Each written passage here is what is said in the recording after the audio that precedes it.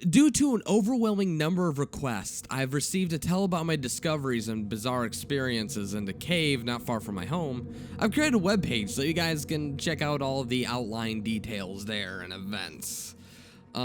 This should tell you everything that's happened in the past few months, beginning with my journey into the familiar cave back in December of 2000, and ending, well, it actually hasn't ended yet. I'll be using my caving journal as a way to narrate this experience for all of you, and I'll be narrating it in chronological order. I've also included photographs during this narration, so you can see what I've taken during my many trips into the cave. I've also created a few illustrations to help the reader get a better idea of what it looked like inside of the cave. All of the photos were taken by me or by one of the few people I took into the cave.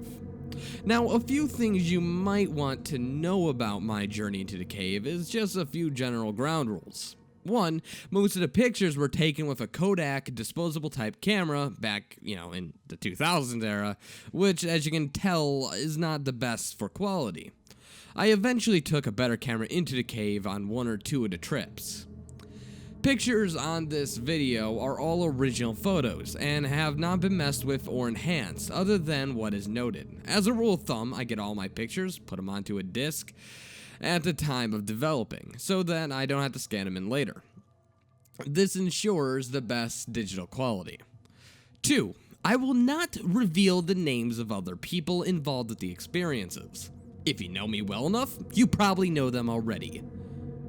3. I will not, under any circumstances, reveal the location of this cave to anyone for any reason.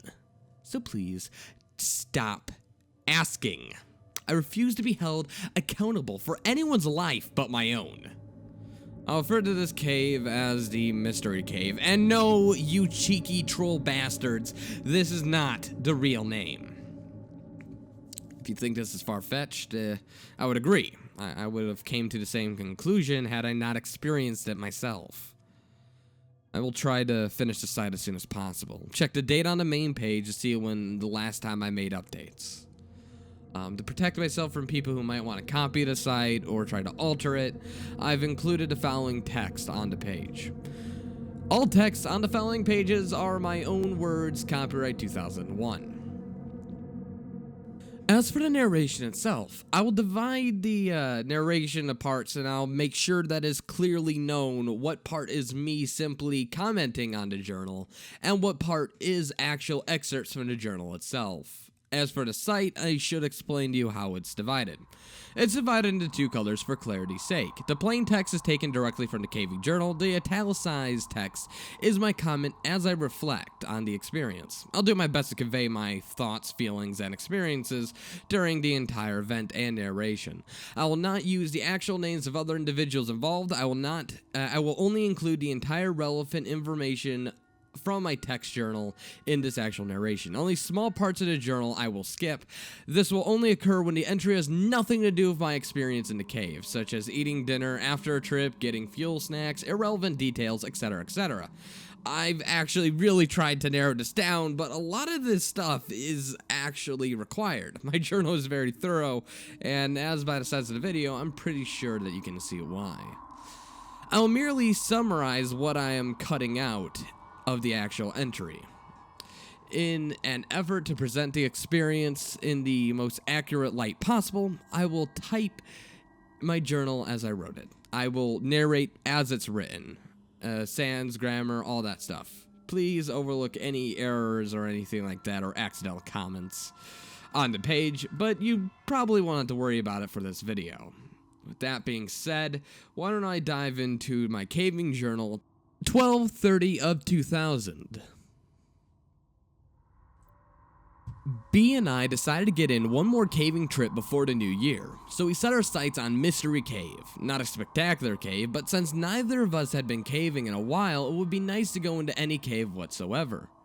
There was a bit of excitement on this trip, as there was a small passage in the lower portion of the cave that I wanted to check out to see if it was possible to get past it. It had a small opening, but lots of air blowing out of it, even though it was way too small to climb through. I never checked out to see what was inside of the passage. We got our gear loaded up and we hit the road by 3 p.m. We got to the cave in great time, since B likes to drive fast. In fact, B was a bit of a crazy person when it came to cutting people off. We anchored from the usual tree and begun to rappel into the cave. I went down first and got my gear together while B came down. I'll refer to B as many times in the story as a quick author's note. We have been caving together for many months now, and he was injured in a caving accident a few years ago, and he was told he had never walked again. Through hard work and perseverance, he not only walks, but he gets around very well in caves.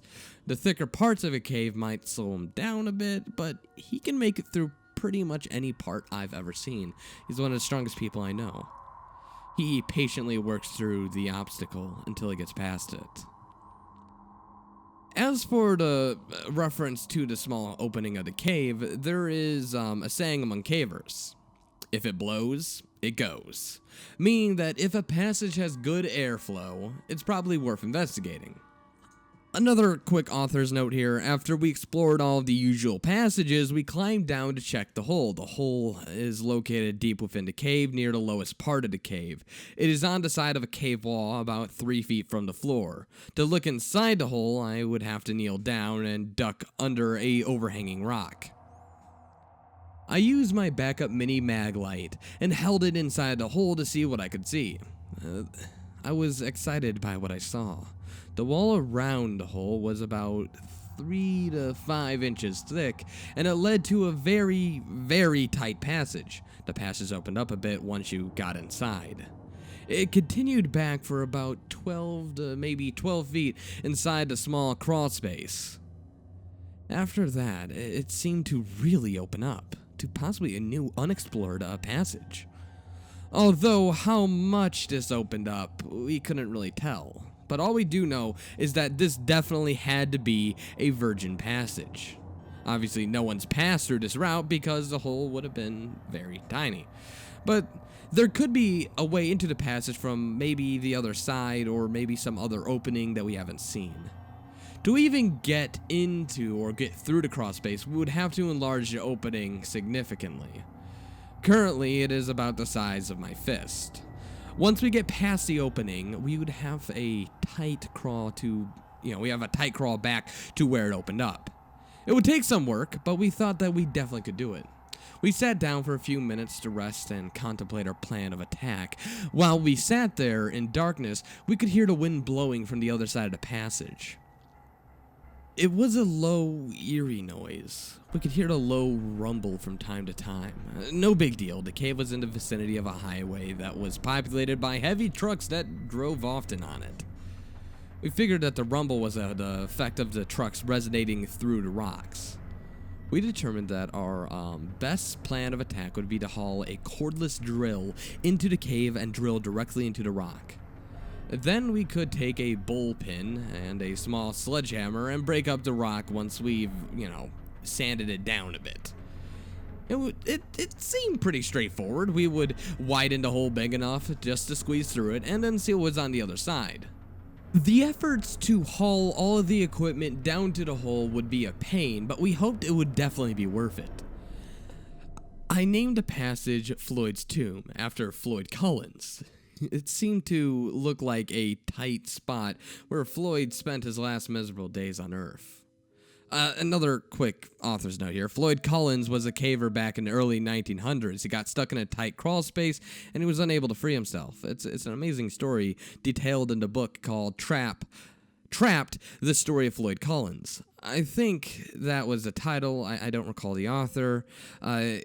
Calling our passage Floyd's Tomb was not only a tribute to Floyd, but a commentary on the size of the passage.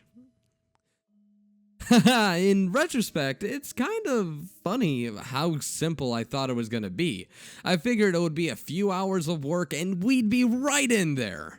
Had I known how long it would take, I doubt I would have even begun the project. Had I known what I was going to experience in the cave, I would have never returned.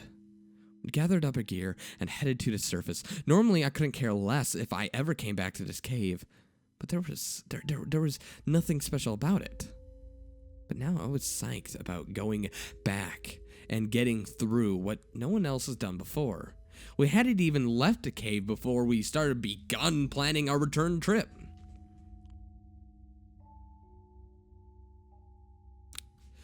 This next entry was written January 27th to 28th, 2001.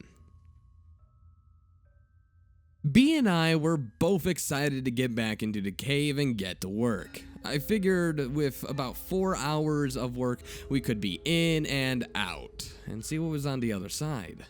We arranged to borrow a DeWalt cordless drill to bring with us. We also had masonry bits and drill bits to work with, sledgehammers too to help break up the rocks, bullpins to insert into the drill holes, and a few other tools that we ended up not really using, so I'm not going to note them here. Getting the tools down to the work site proved to be a bit of a challenge. One of us would climb down the rope at a ledge or a good resting spot. Then the other person would lower the tools. We kept on repeating this routine until we got to the bottom of the cave. Then we'd have to drag all of the heavy equipment to the hole. It took about an hour just to finally get to work, and trust me, we were pretty exhausted. B took the first turn at the hole. After about an hour of exhausting work, I could tell that we were not getting through this in one session. And after that, we just kept on trading off after we worked ourselves into a sweat. One would take a break, get some food and water, while the other would get to work. The routine went something like this. To begin the work, we would have to get down on our knees and do our best to avoid smacking our heads on the ceiling of the cave. Working in this awkward position, we would drill around the hole. This was difficult work, as you can probably tell, as we had to push really hard on the drill, and even with all the effort we put into it, it still was an insanely slow process. Then we inserted a bullpen into the hole and hammered it until the rock broke up. We would then repeat the process over and over and over again. To give you an idea of how slow it went, the typical size of the rock would break off was about maybe fingernail size. If we broke off a large piece, about 1/3 of my palm, it was cause for celebration. From time to time, for variety, we would wail on a cold chisel with a five-pound sledgehammer. It was a slow process, as I'd like to reiterate. The problem with the sludge is that we couldn't take a good long hard swing because of the tight quarters, but it helped us get some rage out. Another quick author's note: even though we spent many hours and several trips working on this hole, we never did find a better technique for widening it. The drill/bullpen/hammer technique got the best results for our efforts. Although that did not mean we did not have any fun with this. We did come up with several crazy ideas for breaking up the rock. Everything from TNT, never seriously considered that, to hauling a generator to the mouth of the cave and running a extension cord down to a jackhammer. We even thought of using liquid nitrogen to freeze the rock to make it more brittle. After a couple hours of hard work, we realized what was our limiting factor going to be. It was about then our first battery met a abrupt death. We had a second battery and we swapped them out. The second battery lasted a little longer because we hammered and chiseled a little bit more often, a little bit more harder every time. Finally, after about 3 hours of more drudgery, the second battery failed, and we called it a night. We could tell that we had done some work on the cave, but it was a little demoralizing as we realized that it was not much. For the first time since we got into the cave, we sat back and both of us took a break. It was nice to check out the results of our hard work. We noticed a hollowing again, and it seemed to be a little louder than the last time we were in here. We figured that the wind was blowing a little stronger on the outside. What we could not figure out was the rumbling. It, too, seemed to be louder and way more frequent. This time, we could not attribute the noise to the trucks, though. The road that the trucks drove down on wasn't even busy to begin with, especially that night and that day. At this time of night, it should have been dead, yet the rumbling continued and at a rather frequent rate. seemed to be coming from deep within the passage too, not from some sort of outside source. B said that he would ask some veteran cavers what could be causing the noise. So, yeah. We didn't spend a long time admiring our work. We were all exhausted, and to be honest, we really wanted to get home. And even at that point, we still had to haul all the gear up and out of the cave. Actually, we left some of it in the cave. It was difficult work, and what made it worse is that we were both just exhausted. Our original plan was to be done with the cave and hit a couple other caves in the area the next day. Instead, we decided to crash at a nearby hotel, charge up the drill batteries, and go back to Mystery Cave. Last author's note here, my journal goes at length about the night after we left the cave. We got a room, dinner was excellent, didn't sleep good despite the fact I was exhausted, etc, etc, etc. We both slept in, so we got a late start back into the cave on the second day. Working in the cave went about the same as the first. We worked until both batteries died again, and we were not even close to getting through. The howling and the rumbling continued as the day before. I suppose this is the point of the video where I should explain a little bit on caving. Before I continue with the next day's journal, I thought it might be helpful to the reader, or listener in our case, to explain a little bit about caving and about the atmosphere that is in a cave. As I reread, I think about my description of the cave, and I notice that much of the language I use in my journal and descriptions, or lack thereof, assume that the reader has knowledge on caving or what is inside a cave. In other words, I write my journals for me. I know, a revolutionary idea. I will take this time to give a more detailed description for those of you who are not interested in this hobby of mine. I will tell about what it's like while we worked in this cave, and I will summarize my feelings up to this point. The cave was discovered several decades ago when the construction of the area underneath its entrance. From time to time, to the present, it has been visited by mostly locals and avid cavers in the region. Beer cans can be found intermittently in the cave and around the cave's entrance, mostly in the upper half when the cave is first entered. It's probably beautiful. Dust, graffiti, vandals, pigeons, and irregular use has diminished its appeal. There are still several places in the cave where small formations remain undisturbed, as a reminder of what the rest of the cave must have looked like before these rednecks ruined it. To enter the cave, one must have a good length of rope in order to rappel down onto the rock. It's nearly a nearby tree serves as a good anchor point. Once a rope is tied to the tree about 20 feet away from the small cliff, it is tossed over the edge of this cliff to about 15 feet below. Cavers can descend the short distance into the entrance. Once inside the cave, a artificial light must be used. My light source of choice is a battery-operated helmet and mounted light, known as a TAG light.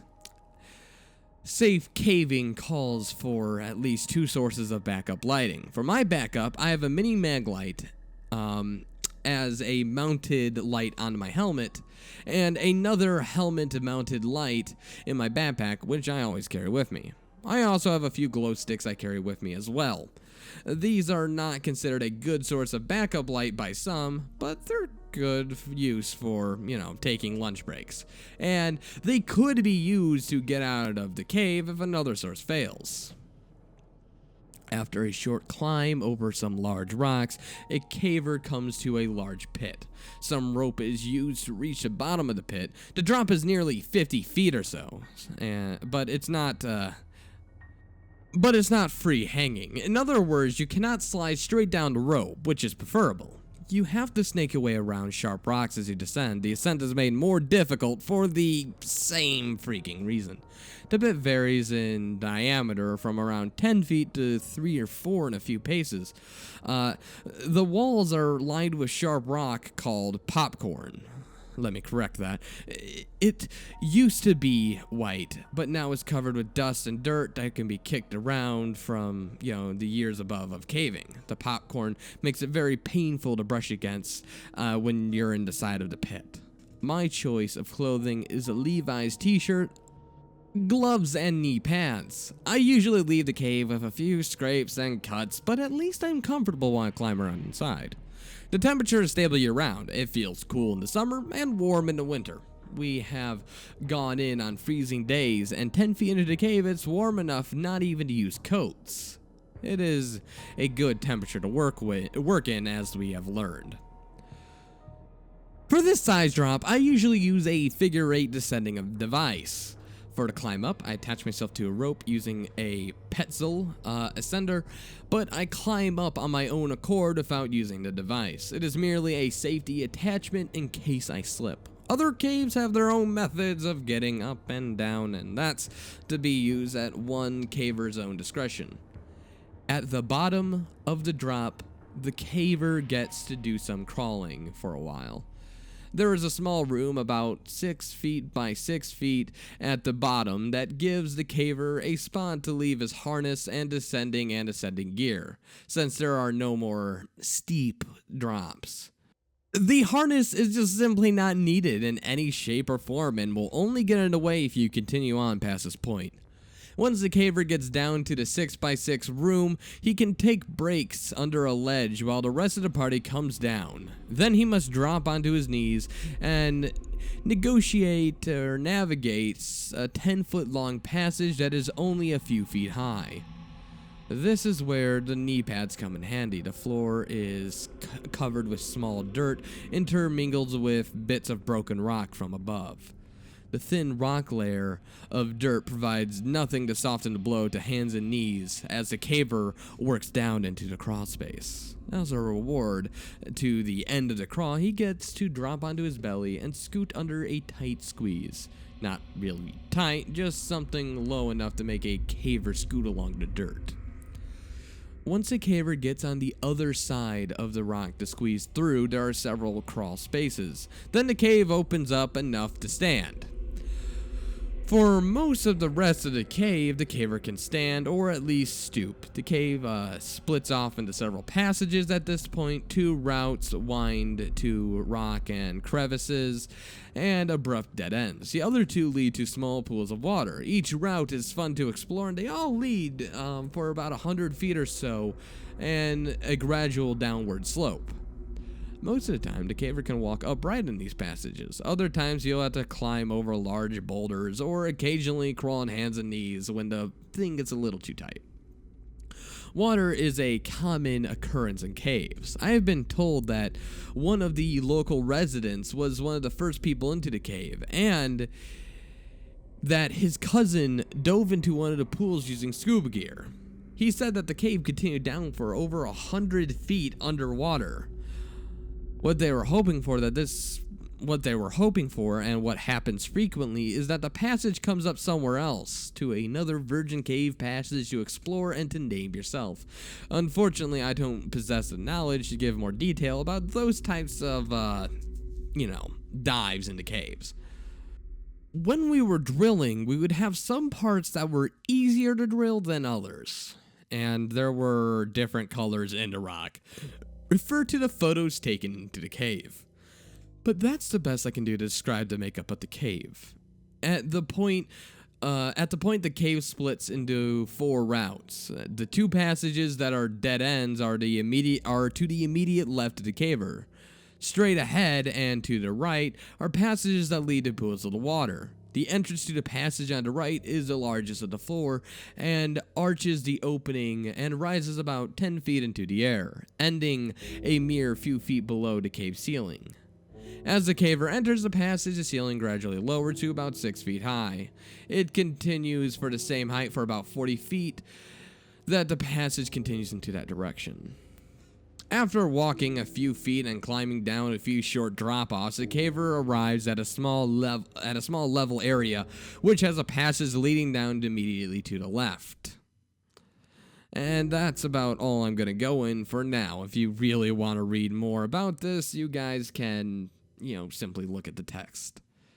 As has been tradition for all the years I have been caving, the party reaches to a point in the cave, usually at the deepest part of the cave, that all lights are exhausted. Complete blackness fills the eyes. For a moment, the individual caver strains the eye muscles, focusing in and out with the expectation to be catching a crumb of light where something else falls. After several futile moments, the caver will turn his head to the sound of perhaps to another caver, only to have the other senses return and heighten. The sounds and smells and feelings that have been overlooked in the cave at this point in time is amazing. The pain of their own behind sitting on the floor, the smell of dust, the sweat, the guano, the sound of modern material shifting on the old age rock. As a caver finds it hard to find solid foundation.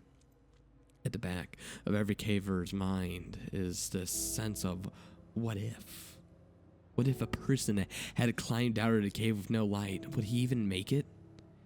Would he find all the turns that bends and gets him to place? If not, would a rescue party even find him? Or if rather, would they find him in time? The depths of darkness recognized at this time is something that is rarely experienced outside of a cave. Many first-time cavers erroneously declare that they have hold their hands within 2 to 3 inches of their face and they simply could not see it. The truth is that the human eye is incapable of seeing in the absence of light. If they did not hear something coming towards them, they would not feel it before they saw it. It would be complete, total darkness that no one else has experienced. This exercise is a great way to remind people why backup lighting is definitely needed. As we proceeded to work in the cave, we would develop a system pretty early and little changed in succeeding tips. The first time in the cave, B took the first shift at chipping away at the opening. After about an hour, he needed to break off or break over, and then he would tell me to work as best as I could, and I continued doing the same thing. We would try new things from time to time, using new muscles that usually stuck to the same method. We would use the masonry bits on the drill, and we would try to press as hard to drill holes into the rock. Safety glasses and dust masks were worn while we were working. Then we would insert a bullpen and hammer and blah blah blah. You know the rest. I've already explained this. I remember that I would frequently look into the hole and I would think, hey, is it big enough? Could I squeeze through? Only to be disappointed in my attempt. However, even after the first attempt and failure, I knew that I would be working on this hole until I got through. There was just too much work being put into this. This, despite the fact that I knew that it would take many more hours of hard work, it actually became an obsession for me. I tried to get out to the cave and work as often as I could. I hoped that the passages would lead to larger and more undiscovered caves, more formations, possibly even new things that we haven't even yet to discover, and we would be the first ones to enter and see it. I guess the explorer in me wanted to find a new frontier in the cave. Since B was such an avid caver, he was motivated by the same desire as me to find his new unexplored cave. For those of you who have listened up to this point, what we did find was not what I expected. The following journal was written February 10th, 2001. Scarcely 2 weeks had gone by, and we had already be on our way back to work out in the cave. We admit we have become obsessed with the idea of getting through the passage, that there may be a sign of how exciting our lives really are. It's not that we think that there's going to be something great beyond the passage. We just like the idea of being the first humans on the face of this planet to set foot in this virgin part of the cave. Although, if we had found hidden treasure, that would be fine with us. We got a late start and drove part of the way through the dark. When I tell people that I go caving at night, they wonder why. They don't stop to think that it is always night when you enter inside a part of a cave. It's always dark. You can never see. So what time of day you go in doesn't even matter. All the way out to Mystery Cave, we talked about new ideas and started to sped up our work. B also told me that he talked to some caver friends of his that came up with an explanation for the rumbling noise. They thought it might be the sound of water deep within the cave, possibly a waterfall. They couldn't really explain the noises that seemed to come and go. To me, that was just another reason to get through. We could solve this mystery and be the first ones to solve it too. Discover it and solve it. It's magical. Yes. This trip, we took B's dog, Whip. She is a Jack Russell Terrier, and I was not concerned about taking a dog into the cave. We have taken her before to other caves. She answers the call of nature before we get in, and waits until we get out again to do it again. Also, she is well behaved in the cave. We simply have to lower her via some custom-made harness we have made until she reaches the bottom of the drop. She then negotiated the rest on her own. She loves to explore, but won't go out of her sight. But she doesn't have a light attached to her, so she would have to wait for us if she wanted to go anywhere, and she would have to remain in the light. So another reason why we didn't really mind bringing Whip along. We also planned putting her into the small hole to see how far the passage would go. That might give us an idea of what's on the other side. We knew that if there was a drop-off we couldn't see, the dog would turn around and come right back if there was.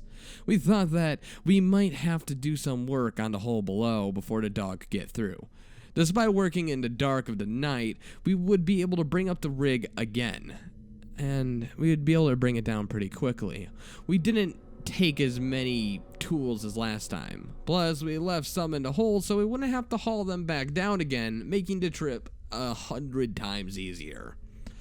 I did manage to get 2 more batteries for the drill, for a total of 4. Also, we did get a few masonry bits as well that may be able to dig through a bit faster and a bit easier. Even with the dog, we made good time getting down. Then something bizarre happened. Something I cannot quite explain. The dog began exploring as soon as we let her off the rope. She was in a dog heaven, sniffing and darting around our feet. She would run and go from one point to another. At one point, the cave splits into 4 passages. The dog seems to run out of juice. She just stuck by either B or me. That seemed kind of odd. She progressed further into the cave, and then she would only stay by B. She seemed to be... The only way I could really describe this is edgy. Like she saw something she didn't like. As we approached a short drop-off into the hole, she stopped and would not go any further. Only after we coaxed her, and even at one point lifted her up. Tearing her back stood up on end, and finally, as we got within 20 feet of the hole, she begun to whimper and hide behind B, her tail between her legs. And she was cowering down onto the ground. This was strange. I have seen her square off with a dog twice her size, but now she acted as if Satan himself was lurking in the darkness. I figured there must have been animals that used this cave as a home, and Whip smelled their scent. Too bad this upset her because there's no way that she was getting into the package. We decided that with this new development, the nervous dog development, one of us would work while the other stayed with the dog a few feet away, where we normally had rested. We got right back into our routine of drilling, hammering, etc. With our extra supply of batteries, we were able to push hard on the drill and not have to worry about using up all the batteries before we would want to go home. This did not make our work any easier, however, but it did speed things up a little bit. Progress was still slow, I should reiterate. I really don't mind, though. A quick author's note here. My journal goes on for a while about how progress we were making was slow the entire time we worked. Whip did not move, just lay there on the rope bag, shivering. She would whimper from time to time. One thing I didn't think about at the time was that she would not take her eyes off the hole. We should have been more observant of the intuitive animal. We were on our 4th battery when finally the second bizarre thing happened to us. B was working. He had just finished a hole and was getting ready to hammer the bullpen when he stopped working and looked into the hole. I was kicking back, almost asleep, and hardly paying attention to B. He had a light on his side to illuminate the work area. He could see in an eerie glow, puzzled, and an intense look on his face. He looked over me and shook his head. I asked him what was up, and he said he swore he heard a strange noise emanating from the hole. He said it sounded like rock sliding on rock, a sort of grinding sound, if you will. I assumed his ears were just ringing from the drill. He didn't wear any earplugs on this trip. He assured me that what he heard was what he said he heard. I didn't have an explanation, so I went back to dozing. B sat in the quiet of the cave for a long time before he resumed work. He would have to stop from time to time just to listen. B is very grounded and not one to pursue a imaginary sound. I believe he heard something, but I'm not too concerned about what it was. I assumed that we will figure it all out once we got through the passage. The final battery lasted for about another hour or so. We were sitting around talking about our progress, and then we decided to see if we could get our head through the hole. My head easily fit, but there was no way my shoulders are going in. As I was kneeling there, contemplating how close, I noticed something that B overlooked. The wind had stopped. All of the wind actually had stopped. In all of the times I've been in a cave, I've always heard the wind blowing. The last time we were out working in the cave, the wind was blowing worse than ever. Even earlier, we remembered the breeze cooling us off. But now, nothing. B said that he did not know what would cause it to stop. The rumbling had ceased too. It was incredibly bizarre. This plain old cave was becoming more and more mysterious and acting in a way that seemed to defy all the laws of physics at the same time. We talked for a long time in the dark of the cave, and we debated what could possibly be causing this unusual event to occur. I think part of this reason why we were sitting in the dark is because we both were too hammered to move. We could come up with no more reasonable explanation for this strange thing to be happening in the cave. After sitting there for about at least half an hour, we slowly loaded up our gear and started to head towards the surface. Whip couldn't have been happier to be out of there. Once again, we left some tools in the cave. We just put them in the hole, not enough for people in the cave to worry about. Plus, we were too tired to care. As I said, I don't think many people go into this part of the cave very often, and I don't think anyone would go that far into the cave to steal some rudimentary equipment. We made lots of progress in this trip. It helps to have extra batteries. We still have a long way to go, but I'm sure it's nice to see how far we have came. Another author's note here. The rest of the journal entirely talks about climbing out of the cave, getting to a room at a motel, and crashing. We were beat, to say the least. In retrospect, I can't believe how casual we were about everything that was happening in the cave.